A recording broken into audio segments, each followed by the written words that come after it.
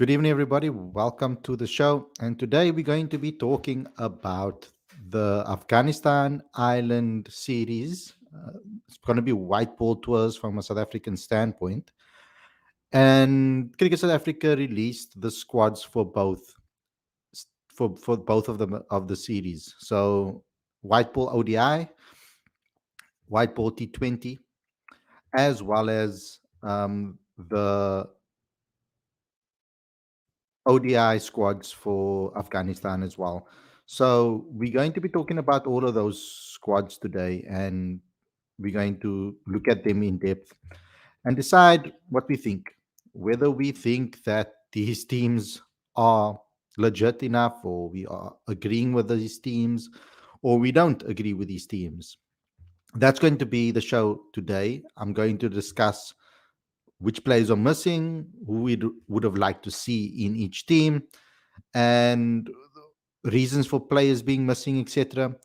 All of those things we're going to discuss on today's show. But before we get going, before we get started, there are a couple of things I'd like you guys to please do. First and foremost, please subscribe to the channel, click that notification bell for all future videos, smash that like button, comment and share. Remember, once the stream has ended, please go and comment in the comment section below and give me your thoughts on the game, on not on the game, sorry, on the squads and what you think of it, etc. Don't forget to do that, please, because that really helps out the channel a lot. It helps the content on the channel really spread, and that's what we're trying to do over here. Is try to get to far and wide to as many cricket South African supporters that we can find. So please go ahead and comment on the comment section after this video has ended. So without further ado, let's get straight into today's video. I am looking forward to speaking to you guys once again.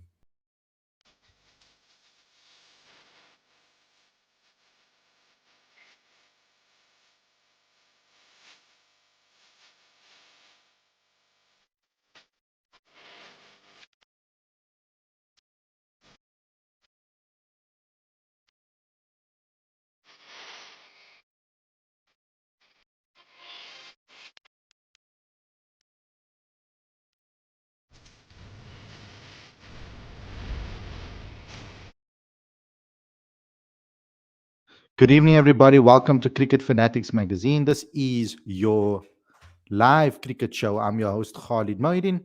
And this is the show where we're going to be speaking about everything that has to do with the white ball tours, white ball squads, Afghanistan, and Ireland. We're going to discuss all the squads and give you guys an insight into what actually took place with regards to that. So let me just get into this particular squads and give you guys some insight into what has happened from a South African standpoint, because I think it's very important that we discuss all of this and give you guys the perfect understanding of what has happened with regards to the squad. I'm starting off with a press release. White Ball head coach Rob Walter has announced the squads for upcoming one-day international series against Afghanistan and preceding White Ball tours um, against Afghanistan and preceding white ball tours against Ireland, which get underway in United Arab Emirates later this month. Hollywood Bets Dolphins all-rounder Jason Smith and Lions spinner Ngaba Peter, who are both captain T20 nationals, have earned their maiden ODI call-ups. Dolphins all-rounder Andile Samalani will gain exposure to the national setup for the first time after being named in both the ODI squad against Afghanistan and T20I side against Ireland. The 21-year-old, identified as a high potential talent, was part of the SA Emerging Tour of Zimbabwe in August and most recently represented South Africa A in the one-day series against Sri Lanka A. Proteas Malungi Ngidi has recovered from his right calf injury and has been named in all three squads. The Proteas will face Afghanistan in three ODIs from the 18th to the 22nd of September at Sharjah Cricket Stadium,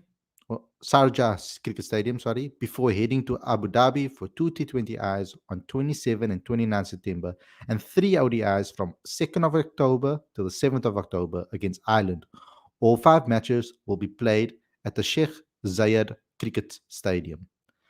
Commenting on the selection of the squads, Walter said, "We have decided to give opportunities to some of the fringe players as well as those who have impressed in recent weeks and months.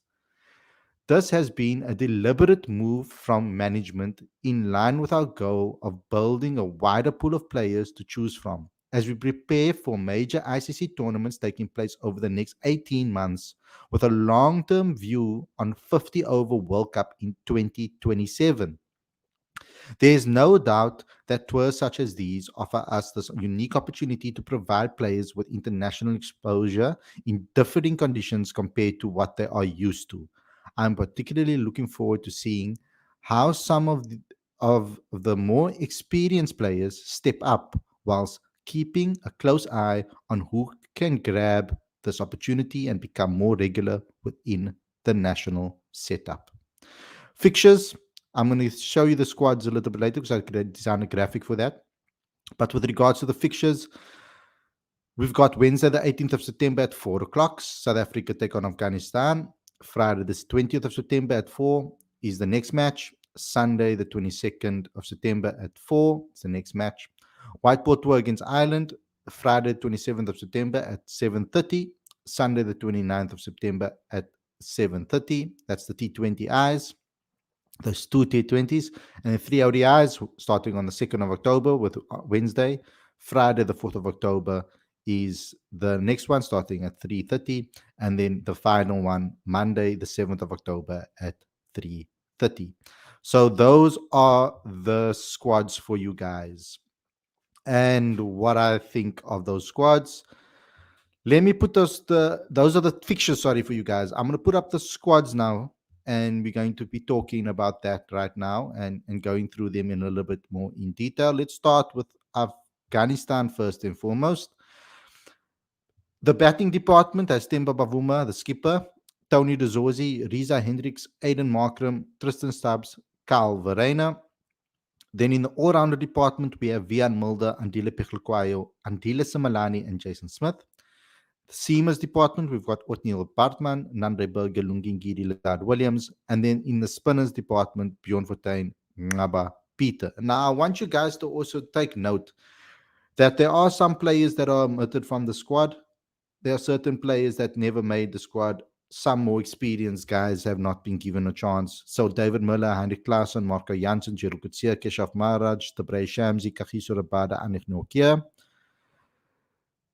They are, majority of them are going to be part of the CPL, so they'll be missing.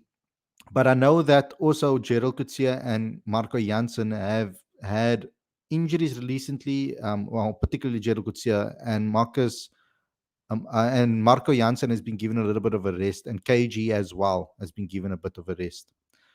This is a interesting squad, but I do feel for one player, and based on what the coach has said with regards to the reasons for picking a squad like this, he said that this is about the future and about finding the next fringe players and building towards that 2027 World Cup. So it's very puzzling to me that Matthew Brzezinski is not in the squad because he captained the SAA side against Sri Lanka. So it does puzzle me why he's not here because, in my opinion, he is the next guy in the mix when we're talking about players for the future.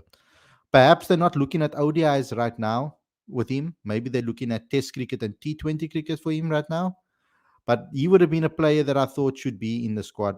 Another person would have been David Bedingham. But Bedingham is going to obviously be in England for county cricket. So perhaps that's the reason why he's not playing in these matches.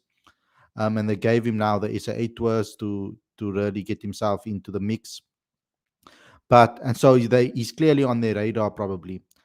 But that's going to give you some insight into what's happening over there. Then you compare that to the ODI squad over here against Ireland. You've got Temba Bavuma, Tony De Zorzi. This time, Ryan Rickleton's coming into the mix. Tristan Stubbs, Rassie van der Dussen, and Carl Verena. Then you got in the spinning department, Bjorn Fortuin, Ngaba Peter, Vian Mulder, Andile Pechelkwai, Jason Smith, Otniel Bartman, Nandre Berger, and Lungingiri. So interesting selection over here. And you can see over here, no Rassie van der Dussen against Afghanistan. Aiden Markram's playing there. And then when they remove Aiden Markram, they replace him with Rassie van der Dussen, kind of, in a way. So you can look at the different squads over here. Risa Hendricks is in the mix over here as well. And Ryan Rickleton is in the mix over here. So there is a blend of players that are getting an opportunity. Um, the one player in this ODI setup that I still, it's baffling to me why they're selecting him is Andile Pekhlekwayo.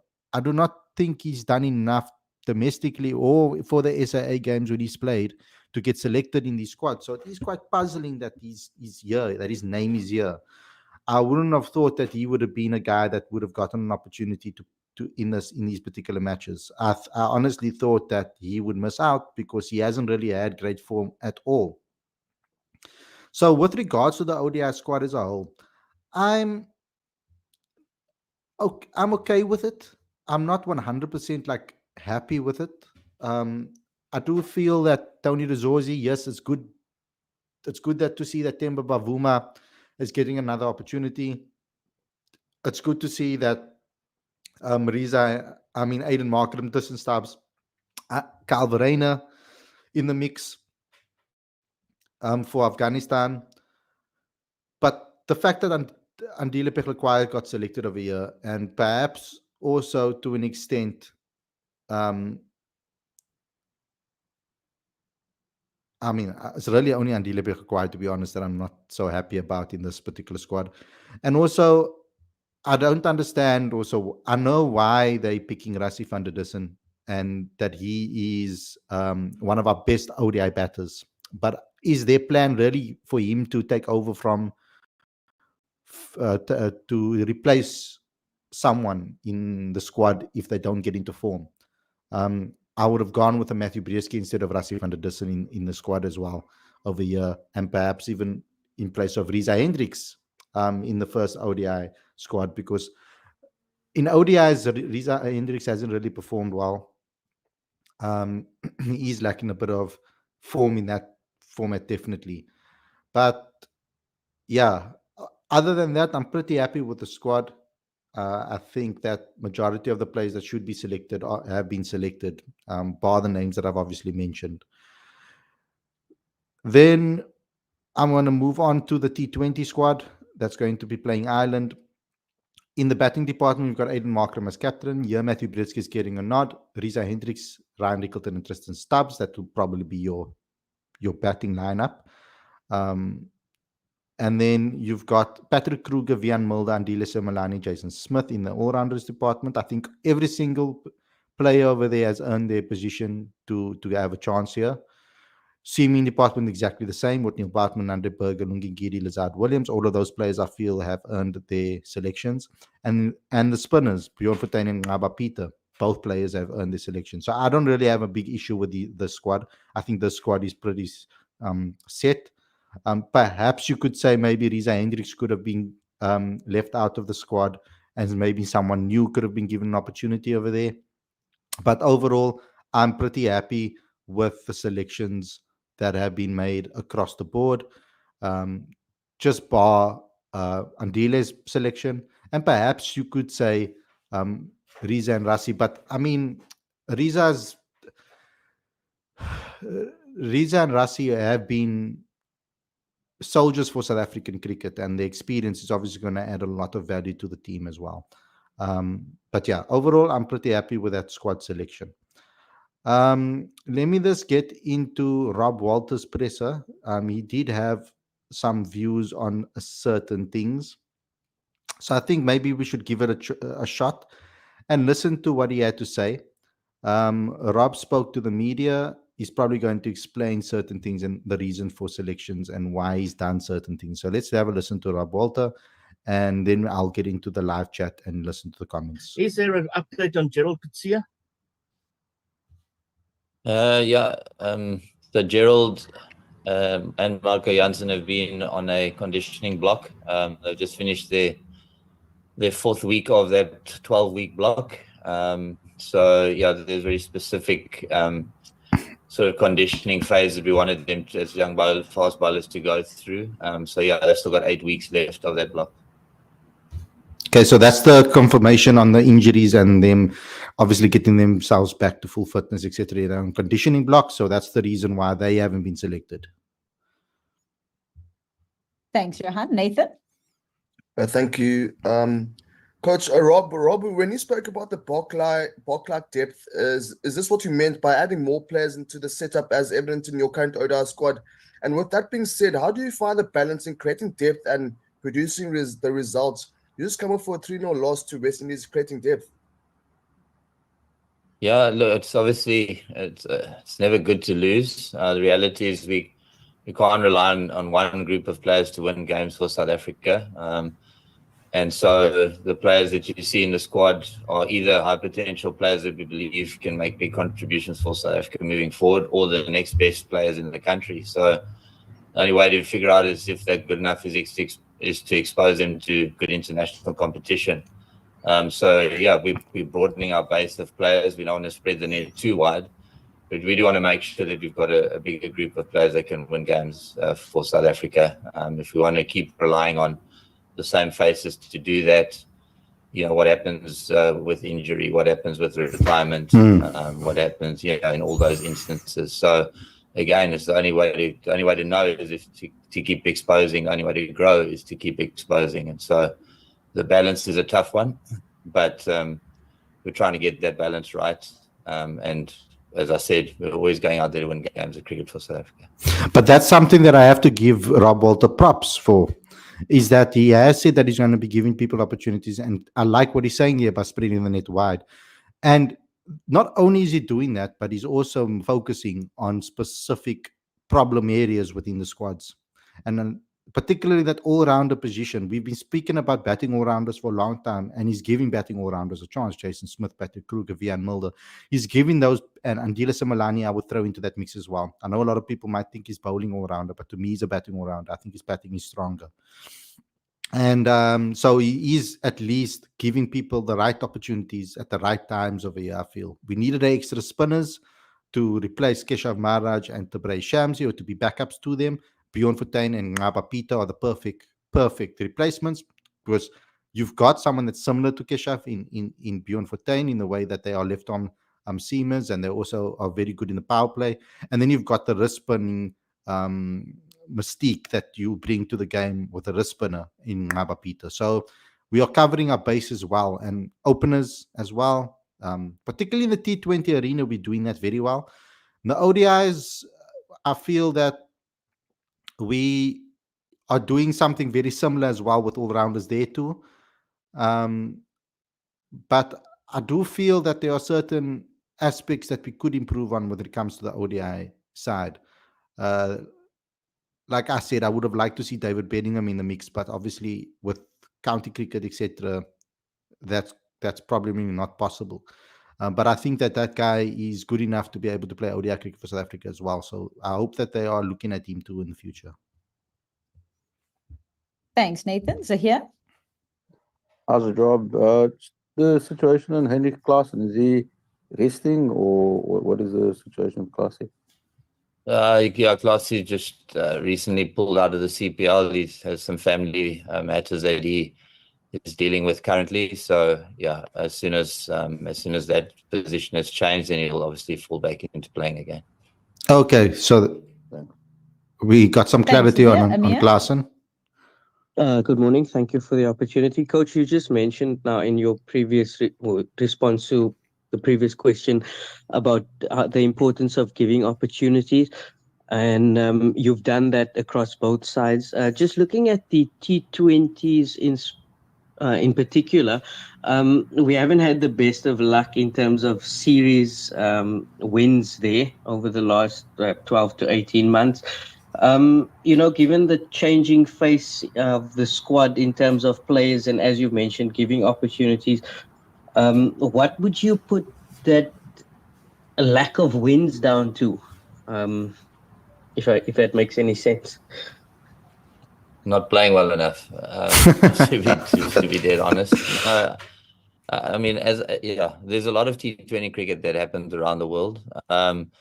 And franchise cricket, it obviously builds your experience from a T20 game, but it doesn't necessarily expose you to the best players in the world. And I think we need to be cognizant of that in all the various leagues, potentially barring IPL and SA20 now has really started to get stronger and stronger. But in all the other domestic league competitions, you've got one or two international bowlers and then some domestic bowlers. So when you're facing the international competition, you've got 5 good bowlers that you have to deal and contend with as a batter, for instance, and then in the same regard, strong batting lineup that you have to bowl to. So so the continual exposure to that quality is hopefully the method and the means to improve our cricket and improve our cricket at international level. So by no means is it acceptable to lose the series that we have. The third game in the West Indies should have been a decider because we were well in a position to win the game. But again, we showed various bits of inexperience along there and some decisions from experienced players that didn't go our way. So, it's all part of a very deliberate plan to improve our cricket, to improve the number of players that are internationally ready and that can win games of cricket for this country. Awesome. Thank you. Thanks, Amir. So at least I'm gonna go admitting that he's Neil. not. At least he's admitting that we haven't been performing well enough. Lucy. Hi, Rob. Rob, I just want to check. I mean, obviously, Quinton de Kock is no longer contracted, and you had earlier said you had no kind of confirmation as to what he's thinking in terms of continuing to play. Is there any further clarity? I mean, I realize he might not be part of these squads because they build up, to the next World Cup. But do you know that he might be want to be considered in the future? I don't know, to be dead honest. It's as I said, for the next little while, there'll be no conversations between myself and Quinny as to whether he wants to play for South Africa again. I've left the door open for him to approach me if and when he wants to do that. That might never happen, and there might be a conversation, and also that conversation doesn't necessarily mean it will lead to him being selected. So, we have to. Just allow for him to have his space. He played for South Africa a very long time. He played in a lot of World Cup events. So for now, it's just to allow him the space to make his work decision. through that, to play league cricket, and to do what he needs to do. And as I said, if that road brings him back to playing for South Africa, then everyone benefits. Rob, sorry, just on that, do you have timelines or deadlines or, ultimatum is not a good word, but is there a time when you have to say, look, I need to know by X date what you're thinking? No. In the meantime, you just have opportunities for guys like Carl Verheyen and Ryan Rickleton and Heinrich Klaassen as our men who can take the gloves and bat as well. So obviously what will become more and more important is performance, So he's not exactly old, so from here on in, it's a performance-based conversation. Okay, very interesting on Quinton de Kock there. So they've left the door open for Quinton de Kock. So that's something that they have left the door open for him to come to Rob and speak to Rob if he wants to be involved. Rob's not going to go chasing Quinton de Kock. So we can clearly see that's the stance that's going to be taken. They're going to allow Quinton to make up his mind and think about things and where he wants to go when it comes to international cricket. That's the answer that we got from Rob Walter. Thanks for those. Neil? Hi, Rob. Can you give us a bit more of an idea of this 12-week conditioning block? I mean, it's 12 weeks sounds more like a sabbatical. I mean, how do the players feel about that? Presumably, as a professional contracted player, you want to play, don't you? Yeah, I mean, no, the guys going on to those blocks have been an extensive conversation over a fairly long period of time. It's more important around the mapping out of what's in the next 24 to 48 months actually look like, with a view to ensuring fast bowling is where we have a competitive advantage. We always have as South African cricket. And so both of these young players, the guys who are presenting with chronic physiological and physical things that were predisposed to fast bowling that they were presenting with. And so we realized that we had to step in and we have to give these guys the best chance of being able to perform. Obviously, the workload on young cricketers has gone through the roof, especially guys who bowl fast, and obviously in Marco Janssen's situation as an all-rounder. And so in order to ensure that their injuries didn't put up the stop sign, we wanted to put them on a conditioning block, and ultimately Gerald got injured just prior to the test series, and so that led to this even more so. So yeah, it's all part of a broader plan. Of course, the guys want to be playing, but we also want them to play their best cricket for South Africa, and we want to make sure that they're in a position to do that, and also to their X factors, their bowling, and their abilities with that. So we needed to ensure that we gave them the best chance for that. So I like that they're thinking about that conditioning and about the players' well-being. We haven't had that before. Such transparency when it comes to reasons given for selections, for omittances, for all of those type of stuff that we are hearing from Rob Walter. I've loved the transparency from him. It's been pretty clear. We've gotten a similar transparency as well in certain cases from Coach Shukri with certain players as well, in his reasons for selecting certain players. So I'm liking the transparency we're getting from the coaches. At least we are getting a nice understanding of why they're in the squad, why they're not available, and also getting an understanding into his philosophy and his mentality on the way he wants to pick people. So that is something that's very interesting. Thank you. Thanks, Neil. Keenan? Thanks, Lucy. Hi, Rob. Rob, Afghanistan's got a oppressive regime at the moment, and given Australia, for example, have refused to play bilateral cricket against them. What's South Africa's stance on that, and was there any consideration to not play against them, especially considering South Africa's checkered past? To be honest, those decisions, are not for me to make. Ultimately, the head of Cricket South Africa, they decide around whether we do or don't play. And so, that's the extent of it. Brave question, Keenan. Thanks, Keenan. Telford, then Morgan. Thanks, Lucy. How's it, Rob? Kagiso Rabada has basically become the face of the South African team. It seems weird that he's not going to be there. What effect do you think that might have on the side? I suppose I'm asking philosophically, and also why is he simply being rested? Yeah, exactly the same. I mean, obviously, selfishly from a coaching point of view, you always want KG to be available to play. But I mean, if you look at what the year has in store for him, starting from when the Bangladesh Test series starts, it's non-stop cricket, and ultimately, this was the opportunity to, it's not only rest, right? It's also rest, recovery, and conditioning. Because again, so when KG puts on a jersey for South Africa, we want him to be delivering his best. We've seen that when his pace is up, that's when he's most impactful and effective. And it's just not possible to keep expecting him to do that if we don't provide these rest, recovery, and conditioning windows. And so this was a perfect time to give him that opportunity. As I said, if you look at the schedule from when the Bangladesh Test series starts, obviously Test series we know are critical. We don't have a lot of Test matches. To have our best bowlers available and firing for Shukri is absolutely imperative. So there's a collaboration between myself and Shukri to make sure that happens.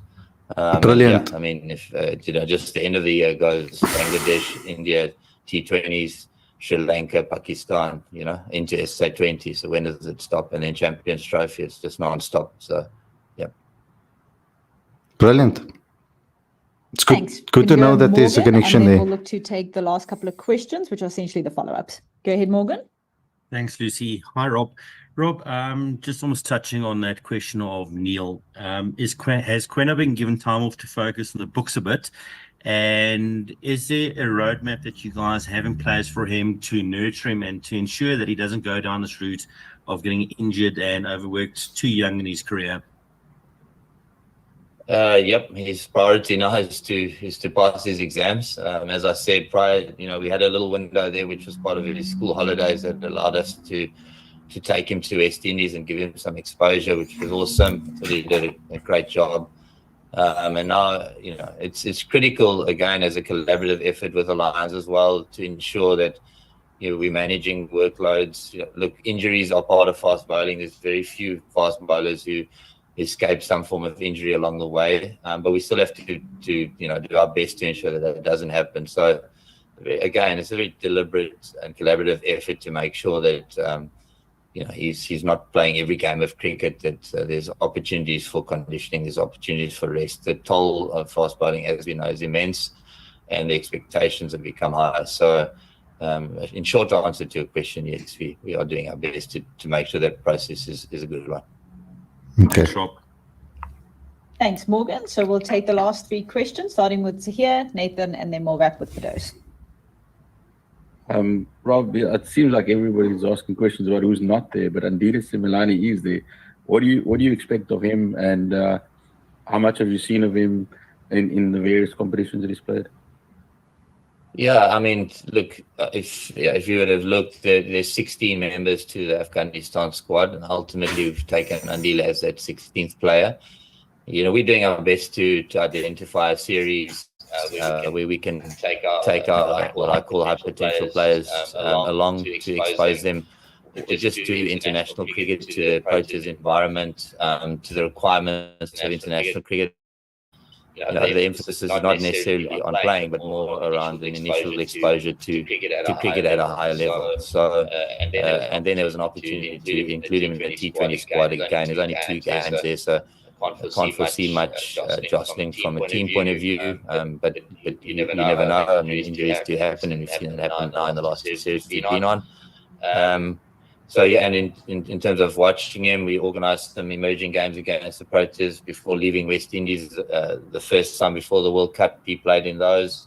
I was with SAA, and now against Sri Lanka, so I've seen him play there. So yeah, I really enjoy his skill set that he already has as a young cricketer. I mean, he hasn't played a huge amount, but it's, as I said, it's just recognising sort of high performance talent or high potential talent, and then again providing an avenue for them to grow and learn. And domestic cricket playing opportunities has actually decreased, not increased. So we have to really use every opportunity that we have. Rob, just on that, you said a similar thing before the West Indies series, but the all-rounders, that is a key focus area for your team. Yeah, absolutely. The all-rounders create balance. So in particular, top seam and spin all-rounders, but people who can do both skills equally well and play in the team with either skill. So we're going to continually driving towards unearthing, developing, growing, and seeing where that leaves us. Interesting. Thanks. So Nathan has requested 2 questions, so we will then go to those first and then wrap with Nathan. Thank you for those. Thanks, Lucy. Rob, I'm just interested. You said Marco Jansen and Gerald, and I think you used the word, maybe it was predisposition to some type of fast bowler, injury concern, or maybe it's a conditioning concern. Can you just tell us a bit more about that? I mean, obviously bowling is hard on the body, but what are the signs when you've got a young bowler that they need to work on particular aspects of conditioning? I think if you speak to any fast bowler, they'll tell you that they've got some physical issue going on. It's just the rigors of the job, I guess. But there's some chronic injuries, obviously, are injuries that develop over time, and then they become significant. You try and interject or intercept before they actually become limiting from a playing point of view. So, for instance, Marco's got some shoulder issues that we're working on. Gerald's got some hip issues that we're working on. But there's a full chain when it comes to bowling that you got to work on. Not one particular injury, but it presents itself in potential specific areas that you're continually working on. But yeah, it's a very holistic effort to take care of guys who bowl fast. And there's the trade the issues of the trade that come with bowling fast. But again, it's just doing our very best to provide them the best opportunity to play their best cricket. Thanks for those, Nathan. Thank you again, Lucy. Rob, you spoke about bridging the gap between domestic and international cricket. In your opinion, how do you rate the current state of domestic cricket, the quality of cricket that is being produced in the country? High standard, is what I say. I mean, yeah, it's a difficult one. There's always going to be a difference between domestic cricket and international cricket. We have to understand and accept that. And we're trying to improve cricket on all levels, right? So, our conversations at the coaches' conference with the domestic coaches is about improving our game as much as we possibly can. Unfortunately, we're in a position where where the games have been lessened, you know. So there's less playing opportunities. You used to have you've got 15 provinces now. You used to have the A section and then the B section. Cricket was also a full season. So we shorten playing opportunities. Everyone knows that, and we're trying to find a way to improve on that. Ultimately, not many things you get better at by doing less, right? So we want to find opportunities for the guys to do more. So our SAA series have become critical. We're just busy with one now against Sri Lanka, and I know Enoch is making a huge effort for us to play more cricket at SAA level. And this Afghanistan series that we're playing now was originally not in the calendar. Again, it's a deliberate effort to get more fixtures to try and bridge gaps, you know, whichever they may be. So yeah, I mean, in short answer to your question, domestic cricket is always off international cricket. The performances of the domestic guys coming international level to suggest that it is off. And so we just got to close the loop, right? And the loop, I think, sits in the SAA cricket and more international fixtures for the Proteas. You touched on our next question. What do you make of the performance of the SAA side versus Sri Lanka A? Players who are on the verge of breaking into that national squad. Yeah, I mean, barring the last game, unfortunately, we weren't there for that. But the first two games, there's some really exciting opportunities with strong Sri Lanka A side as well. So there's some really exciting performances, rather, from some players in those games, which was great to see. In truth, there's some experience that shone through, and ultimately will cost the team results. And they should easily have won the second game. The third game should have been the decider. And so. In conditions that were not traditional South African conditions that had pace and bounce, and there actually was probably an in-between subcontinent and South African conditions, which is great for us because the differing conditions that we need to learn how to play in. So some exciting performances there, which I would expect to come from there. And so the more we do it, the more we're going to get it. The more we play, the more we're going to see these performances. The stronger our players are going to get. Thanks, Nathan. Cool. There is one very last question from Zahir, and that will officially close the press conference. Zahir? Rob, we've seen somebody like Michele Pongwana being called up to one-day squads and being CSA one-day players. Good question, this. He from backing you in large squad. And I wanted to know that. Like David Bedingham. Good question. I want to know that. Michele is still sort of returning to bowling from an injury that he's had throughout the winter. At this stage he hasn't been considered purely because he's not fulfilling an all-round role that I would expect him to do. Obviously, he's done very well domestically, was part of a squad on the back of those performances, and so he's one more all-rounder in our scope. So as soon as he's back to full bowling fitness, as far as I'm aware, he'll be bowling in the next 4-day game if he gets selected. So he's on track. I just wasn't happy that he was ready to bowl at international level just yet. And David Bedingham? And David Bedingham, I think, was Beddes performed unbelievably well in the last SAA game against Sri Lanka. We've seen him step into the test space, and so. There's a couple still ahead, and there's a lot of fighting for places in the short format teams, which is brilliant. That's exactly how you want it. So let's see how it all plays out. Okay, so he's answered all of that, and I think that is legitimate answers for all of that. David Bedingham is someone that I understand that we're going to maybe take our time to select him with regards to that. We've got Ryan Rickleton that still needs to be given opportunities. And because he hasn't been given a long enough chance to play, so we need to get him a couple of opportunities. And so let's see what happens with regards to Ryan. And then if Beddes can actually perform and keep that momentum going, because he hasn't really played much domestic ODI cricket successfully, and also when he played for SAA he had one good score and then 2 terrible performances, so we need to see more consistency from David Bedingham with regards to that. Okay, let's get into the live chat. Okay, I haven't looked at the live chat at all, so let's have a look at what the live chat has to say. I've already answered. Let me go maybe to the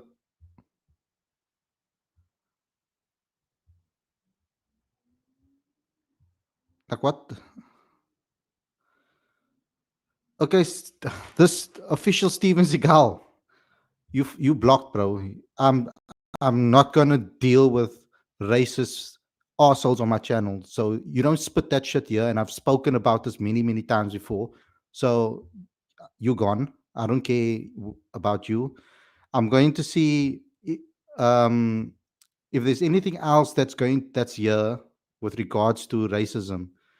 I've said we can criticize on this channel. I've been very bloody clear on this channel about this before, and I'm not going to put up with the shit anymore when I'm going forward with regards to this channel.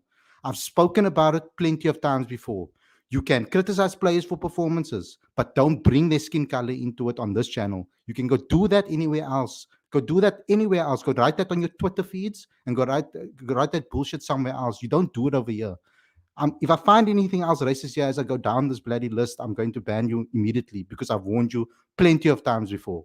So I'm going to look at this now because it's now the time to do that. So I haven't had the opportunity to actually get to this, and it's actually spoiling the chat and it's spoiling the conversations that we're supposed to be having on this channel. And I'm not going to put up with racist comments. You can criticize performances, you can criticize player selections, etc.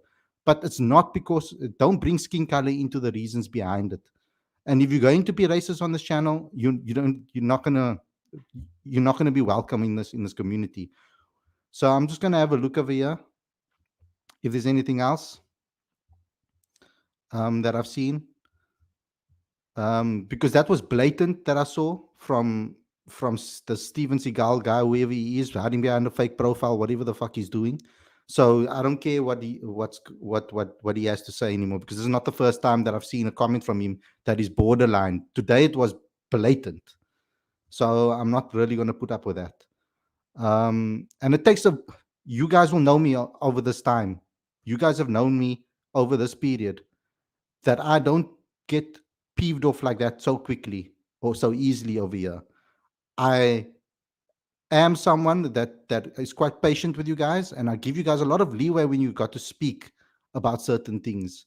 But when it comes to this, that's not the reason to be criticized. There are white players that have been terrible, that have been given long runs in the team. There are players currently that have been in piss poor form that have been given opportunities over and over and over again. So I'm going to leave it up for the chat because I can't find any other comments. Who else has been saying stuff while I was listening to the audio and trying to give my comments on that? Let me know in the comment section, please. Who else should be blocked and deleted from this, because I'm not going to put up with this in the future anymore. I've dealt with this in the past so many times, and I've explained to you guys over and over again, and I don't want to get into that. I want to have real cricket conversations over here. So that is something that I want to get into. Okay, so I see you, Abdi, you also gone. Bye.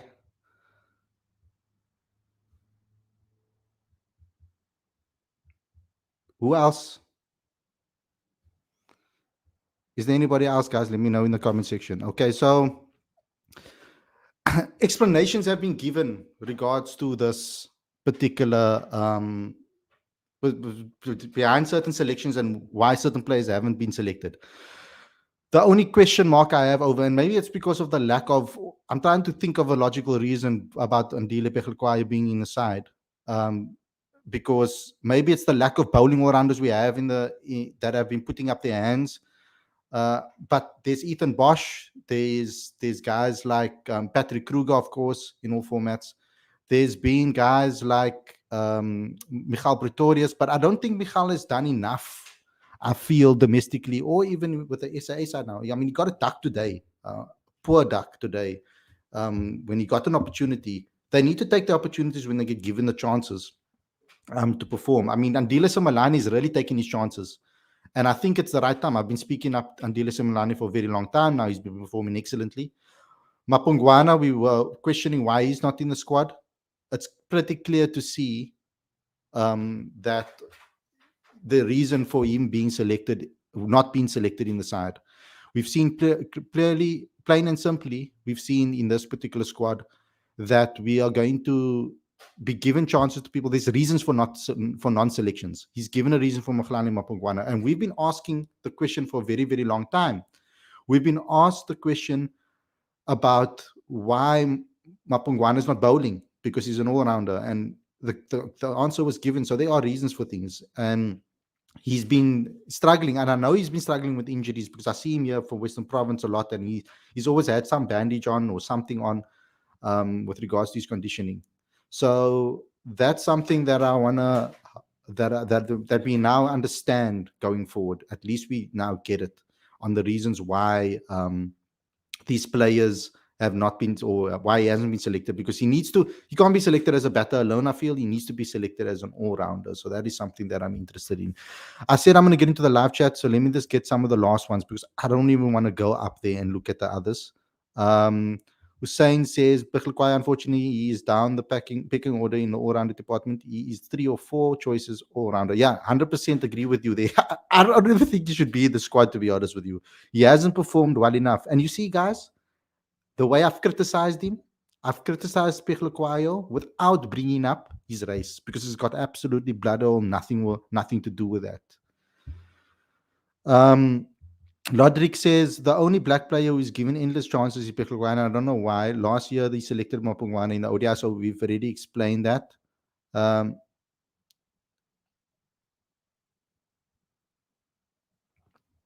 Abdi, this is SA1 bad innings from a white player is into a risk, but put on performance from a black player in permanent international squad. That is bull. That you're talking total crap here, Sam, because Aiden Markram, who I'm a big fan of, has been given countless of opportunities over and over again, even when he's been in crap form.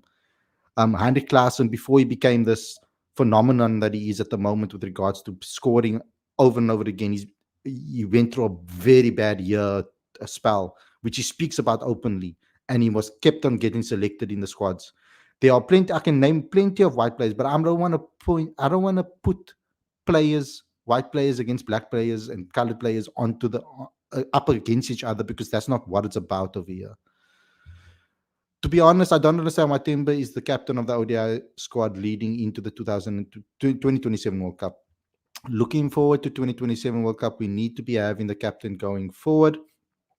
Yeah, I've questioned Temba Bavuma's captaincy selection based on that as well in the past. And for me, Temba's captaincy can't just be about how good of a captain he is. It also needs to be about his performances. If he doesn't score runs in these series over here, it's going to be a problem. He hasn't scored in World Cup, so that's also another problem. He's going to have to up his performances if he wants to be kept as captain, for me personally. But let's see how he does on this tour and how he performs. Hussein says, why Temba ODI captain? Did Coach Rob answer this? I might have missed it. He didn't answer it on today's show, but he did answer it in the past. He rates Temba's ability with the bat highly, because he was in great form when he selected him. He also said he likes his tactics and on the field, and the way he's able to think on the field and adapt on the field with regards to his captaincy and his decisions that he makes. And then as well, I believe that he spoke about the respect that he has in the dressing room amongst these fellow players. So those are the reasons he gave back in the day. Lawrence says Andile Simelane is really good talent, and like Rob said, Andile might not necessarily play, but the experience of being around in an international environment will be invaluable. Brilliant. Yeah, that was brilliant the way he explained that. I like the way Rob explained certain things. It's absolutely brilliant.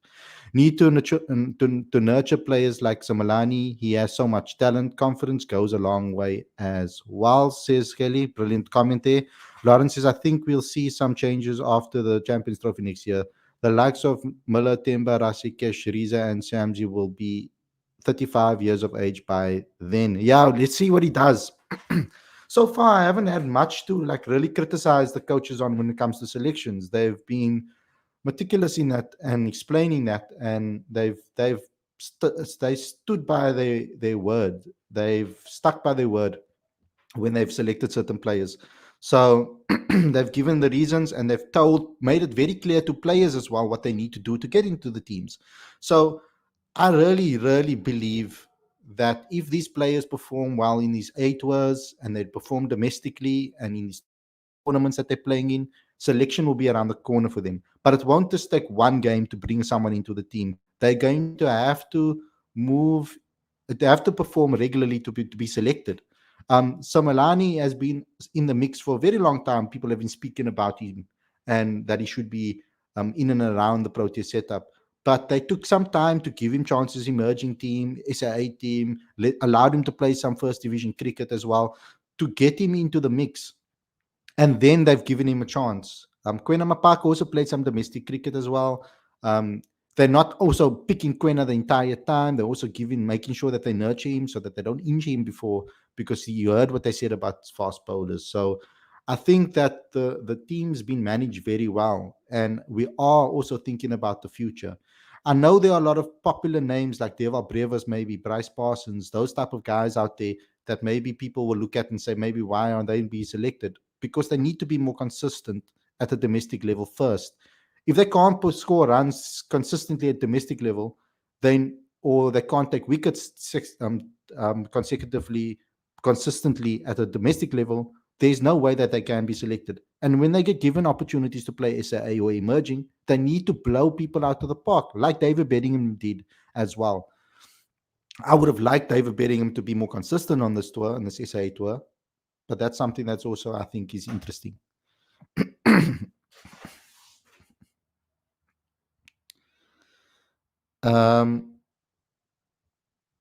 Yeah. So that's this show, guys. I just want to give you guys a quick update on what's happening also in the 4-day competition.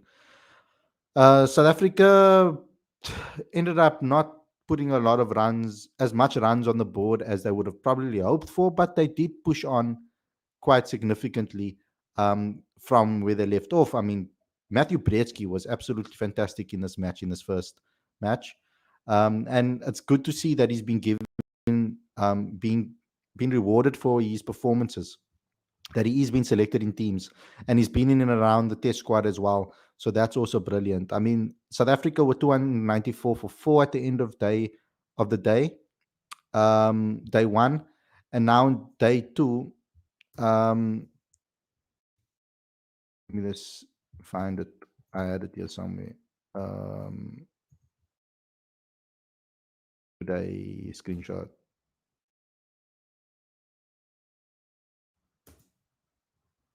Flip. It's here on the screen for you. South Africa ended up with 372 for 10 at the end of their innings. They were bowled out.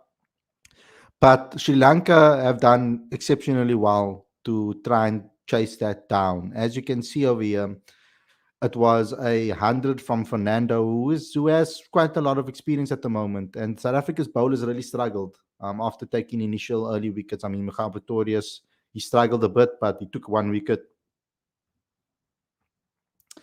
Patrick Kruger was probably the best bowler on the day.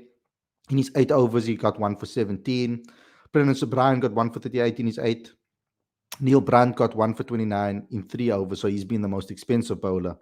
So overall, South Africa have reduced Sri Lanka A to 232 for 5, and Sri Lanka A trail by 140 runs. So it's going to be a hell of a lot of hard work from South Africa in this particular match to try and get themselves over the line, or get themselves into a strong position when it comes to this. Let me read some more comments over here from you guys before I say bye.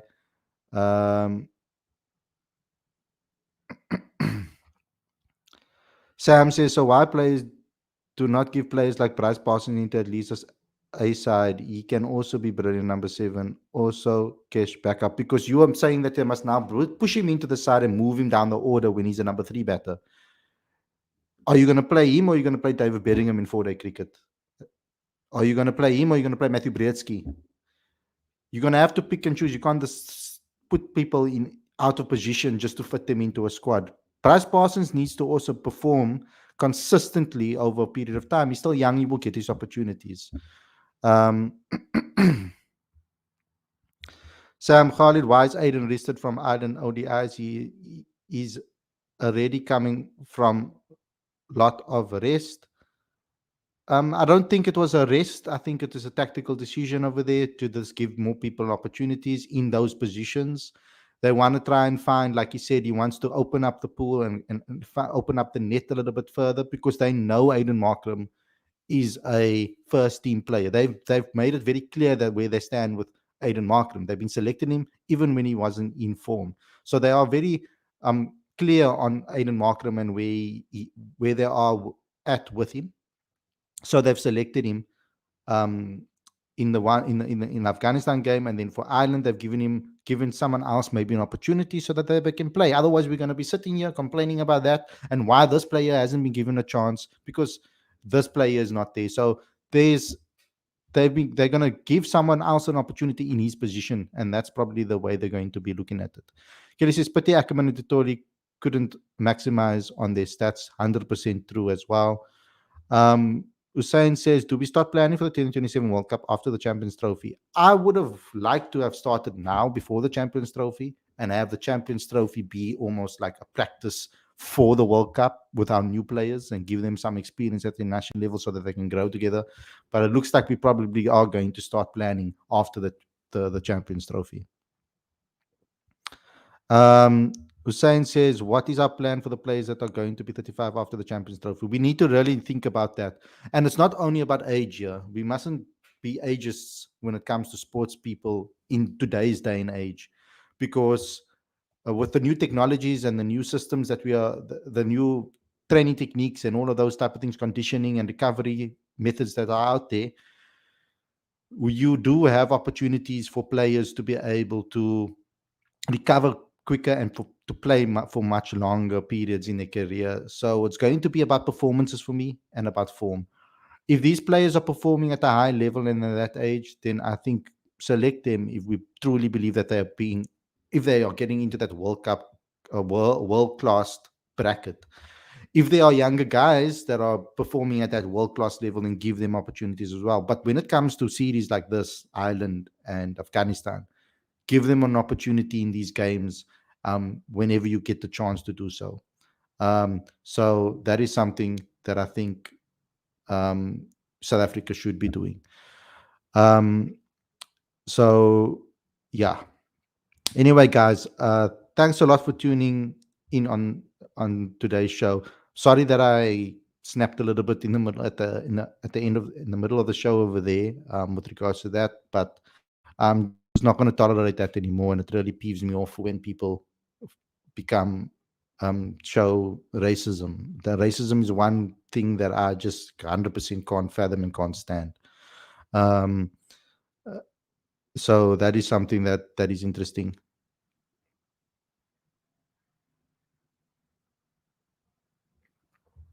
Anyway, thanks a lot for tuning in, everybody. I hope you guys enjoyed this episode. Don't forget to subscribe, click the notification bell for all future videos. Also, smash the like button, comment, and share. And also go over to my new channel and go subscribe there too. If you like movies, music, if you enjoy Manchester United and you want to hear about those type of things, please go ahead and subscribe there too. Because I'm going to be reviewing things on that channel too, because that is something that I'm very interested in as well, if you guys want to know more about my personality. Thanks a lot, everybody, for watching. I hope you guys enjoyed this episode, and I'll see you guys very soon for another live show. Stay safe. Enjoy the rest of your evening, everybody. Peace out.